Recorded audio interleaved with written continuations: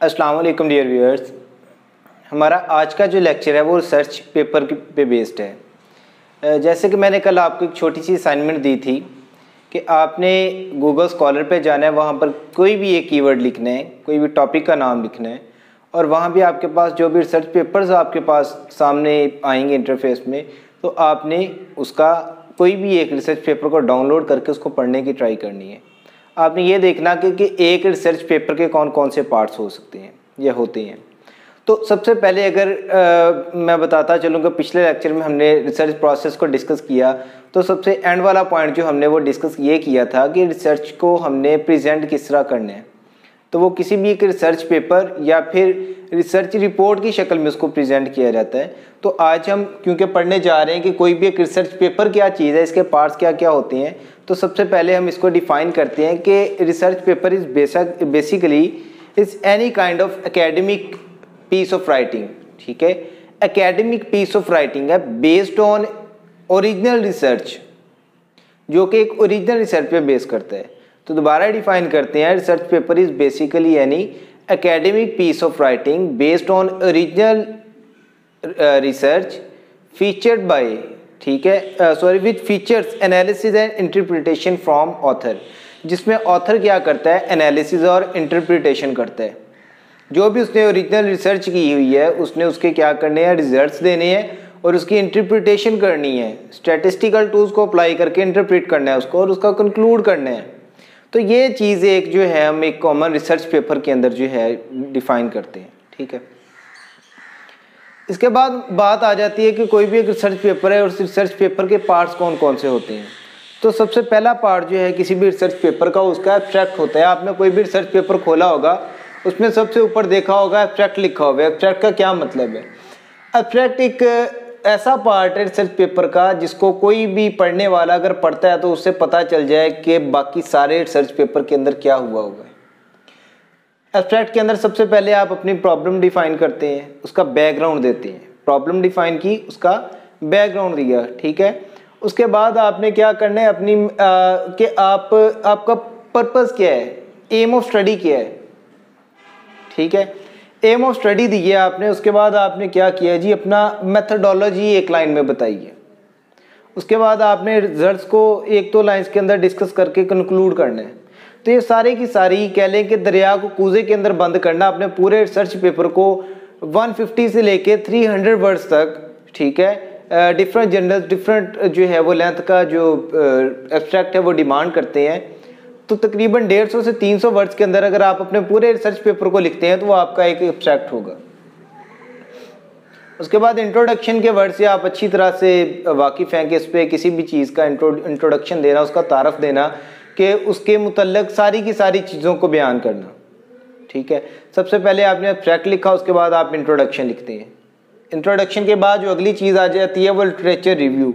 कल भी मैंने बताया था कि जब आप अपनी प्रॉब्लम को फॉर्मुलेट करते हैं, प्रॉब्लम फॉर्मुलेशन के अंदर हमने ये बात की थी कि आप लिटरेचर रिव्यू का सहारा लेते हैं कि अपनी प्रॉब्लम को डिफाइन करने के लिए, उसको अंडरस्टैंड करने के लिए आप क्या करते हैं, जो प्रीवियस उसके ऊपर रिसर्च हुई है, आप प्रीवियस रिसर्च पेपर को पढ़ते हैं और उसका लिटरेचर रिव्यू करते हैं। उसको रिव्यू कर रहे होते हैं कि प्रीवियस साइंटिस्ट जो थे उन्होंने इसके ऊपर क्या काम किया था और उसी दौरान आप अपनी प्रॉब्लम को रिफ्रेश कर रहे होते हैं, उसके अंदर चेंजेस कर रहे होते हैं। ठीक है, तो लिटरेचर रिव्यू जो है किसी भी रिसर्च के अंदर एक बहुत बेसिक रोल प्ले करता है, जिसके अंदर आपने क्या करना है, अपनी प्रॉब्लम को उसका प्रीवियसली उसके ऊपर हुई रिसर्च को चेक करना है कि प्रीवियस साइंटिस्ट जो थे उन्होंने क्या इसके ऊपर रिसर्च की है, उससे आगे चलूँ। जैसे मैंने कहा था कि ग्लूकोज लेवल ज़्यादा होते हैं, क्यों ज़्यादा होते हैं, हमारे अंदर इंसुलिन नहीं बन रही है, हमारा ग्लूकोज सेल के अंदर एब्जॉर्ब नहीं हो रहा, यहाँ तक पहले काम हुआ था। अब मेरी प्रॉब्लम क्या थी, मैंने ये फाइंड करना था कि इंसुलिन बनना बंद क्यों हुई या रिसेप्टर डीएक्टिवेट क्यों हुए, ग्लूकोज क्यों नहीं एब्जॉर्ब हो रहा। तो ये मेरी प्रॉब्लम थी जिसको मैंने डिस्कस करना था। उसके बाद आ जाती है research method, materials and methodology भी कहते हैं इसको, रिसर्च मेथड्स कहते हैं। कल भी हमने बात की थी कि आप क्या करते हैं, रिसर्च प्लानिंग के बाद फील्ड के अंदर वर्क करते हैं। फील्ड वर्क के अंदर आप एक्सपेरिमेंट लगाते हैं, उस एक्सपेरिमेंट के अंदर आपने अपने मटेरियल्स एंड मेथडोलॉजीज को लिखना होता है कि सपोज दैट मैंने क्या किया, मटेरियल मेथोडोलॉजी क्या थी, मैंने सर्वे बेस्ड स्टडी की, उसके अंदर मैंने 100 पार्टिसिपेंट या 1000 पार्टिसिपेंट को लिया, उनको मैंने एक क्वेश्चनेट दिया, उनसे मैंने ब्लड सैंपल कलेक्ट किया, ब्लड सैंपल कलेक्ट करने के बाद मैंने उसके डिफरेंट टेस्ट किए, उन टेस्ट के अंदर ये वाले टेस्ट है और ये वाला टेस्ट इस मेथड के ज़रिए किया, ये वाला टेस्ट इस मेथड से किया, इसमें ये वाली किट यूज़ हुई, इसके अंदर ये इंस्ट्रूमेंट यूज़ हुआ, ये सारी की सारी चीज़ें हम रिसर्च मेथड के अंदर मटेरियल एंड मेथोडोलॉजी के अंदर बताते हैं। ठीक है, उसके बाद अगली जो चीज़ आ जाती है वो हमारी फाइंडिंग्स एंड रिजल्ट्स हैं। हमने क्या किया, रिसर्च मेथड कंडक्ट कर ली, हमारे पास एक्सपेरिमेंट हो गया, एक्सपेरिमेंट से हमारे पास रिजल्ट आ गए, रिजल्ट्स को अब हमने क्या करना है, उसकी इंटरप्रिटेशन करनी है, उसके ऊपर स्टैटिस्टिकल रूल्स अप्लाई करने। अब मैंने बताना है कि मेरी रिसर्च के अंदर 1000 लोगों में कितने परसेंट मेल थे, कितने फीमेल थे, कितने मैरिड थे, कितने अनमैरिड थे, कितने स्टूडेंट थे, कितने एम्प्लॉय थे। ठीक है, उसके बाद मैंने फिर बताना है कि उसमें से कितने लोग डिजीज़ थे, कितने लोग डिजीज़ नहीं थे, कितने परसेंट लोग थे जिनको जो डिजीज़ है उन्हें पता है कि वो डिजीज़ है, कितने परसेंट लोग हैं जो डिजीज़ हैं लेकिन उन्हें पता ही नहीं है कि वो डिजीज़ है, कितने लोगों की डिजीज़ जो है वो फर्स्ट लेवल पे है, कितने की सेकंड लेवल पे, कितने की थर्ड लेवल पे, कितने की फोर्थ लेवल पे है। ठीक है, कितने जिनकी ट्रीटमेंट हो सकती है, कितने जिनकी ट्रीटमेंट नहीं हो सकती है, सारी की सारी जो चीज़ें हैं ये अपनी फाइंडिंग्स और रिजल्ट्स के अंदर मैं दूंगा। उसका मैं ग्राफ बनाऊंगा, मैं टेबल बनाऊंगा, मैं उसका चार्ट बनाऊंगा, मैं उसको क्या करूंगा ये डिपेंड करता है मेरे पे। जो मैंने अपनी रिसर्च प्लानिंग के अंदर जो है वो प्लान किया था कि मैंने रिजल्ट्स को अपना इस तरह लिखना है, मैं उस मेथड के थ्रू अपनी फाइंडिंग्स और रिजल्ट्स दूंगा। उसके बाद मैंने डिस्कशन करनी है, इसको पिछले लिटरेचर के साथ मैंने मैच करना है कि मैंने जो रिसर्च किया उस रिसर्च के अंदर ये टेस्ट आ रहे हैं और इन टेस्ट के ये रिजल्ट आ रहे हैं और ये उसकी पेशेंट की हिस्ट्री है। और प्रीवियस जो साइंटिस्ट है, लिटरेचर रिव्यू मैंने निकाला था, प्रीवियस जो साइंटिस्ट है उन्होंने जो काम किया था उनके अंदर ये चीज़ें आ रही थी। इसको पूरी डिस्कशन करनी है, मैंने डिस्कस करके मैंने ये साबित करना है कि मेरे जो फाइंडिंग्स या रिजल्ट्स हैं वो सही हैं। पूरी एक तरह की बहस देनी मैंने उसके ऊपर। ठीक, उसके बाद हमारे पास लिमिटेशंस आ जाती हैं कि हमारी जो रिसर्च है ये लिमिटेड है। ठीक, सपोज दैट मैं कहूँगा कि मैंने इसमें एक्सक्लूजन क्राइटेरिया भी आप हो सकता है कि मेरी रिसर्च की लिमिटेशंस ये थी कि जी मैंने इसके अंदर सिर्फ और सिर्फ इस एज के लोगों को लिया था। ठीक है, या मेरी रिसर्च की लिमिटेशन ये थी कि मैंने इसमें स्पेसिफिक टेस्ट किए हैं, या कोई भी इस तरह की लिमिटेशन, एक ख़ास एरिया के अंदर उसको लिमिटेड रखा है मैंने। उसके बाद उसका फ्यूचर स्कोप आ जाता है कि फ्यूचर स्कोप मैं बताना चाहूँगा कि मेरी पॉपुलेशन के अंदर 1000 लोगों में इतने लोग डिजीज़्ड हैं और इसके अंदर इजाफा देखने में आ रहा है, फ्यूचर के अंदर ये डिज़ास्टर्स लेवल तक जा सकती है, तो फ्यूचर एस्पेक्ट उस रिसर्च के दिए जाएं। ठीक है, या फिर ये बताया जाए कि मेरी पॉपुलेशन के अंदर लोग ये चीज़ कर रहे हैं, इस चीज़ के ऊपर अभी तक रिसर्च नहीं हुई, इस पर मज़ीद रिसर्च की जाए। ठीक है, एक क्वेश्चन छोड़ा जाता है इसके अंदर, या एक हाइपोथेसिस छोड़ दिया जाता है। ठीक है, जिसको दोबारा आप टेस्ट करते हैं। ठीक, उसके बाद आप उसको कंक्लूड करते हैं, कंक्लूजन देना है आपने कि मेरी सारी की सारी रिसर्च का कंक्लूजन ये है। कंक्लूजन देने के बाद सबसे एंड पे जो सबसे मेन चीज़ है वो रेफरेंसेस है।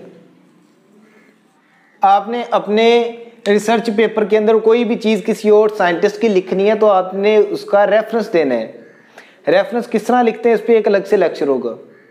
ठीक है, आपने बताना है कि फलां साइंटिस्ट ने ये फाइंडिंग की थी, उसने ये रिसर्च की थी, आगे आप उसको साइट करोगे, साइटेशन दोगे, एंड पे आप उसका रेफरेंस दो। क्या आपने रिसर्च पेपर के एंड पे देखा होगा रेफरेंसेस दिए होते हैं, या आपने देखा होगा कि किसी भी एक रिसर्च पेपर के अंदर जो है एक लाइन लिखी जा रही है तो उसके एंड पे इस तरह करके नंबरिंग दी हुई है 1 2 3।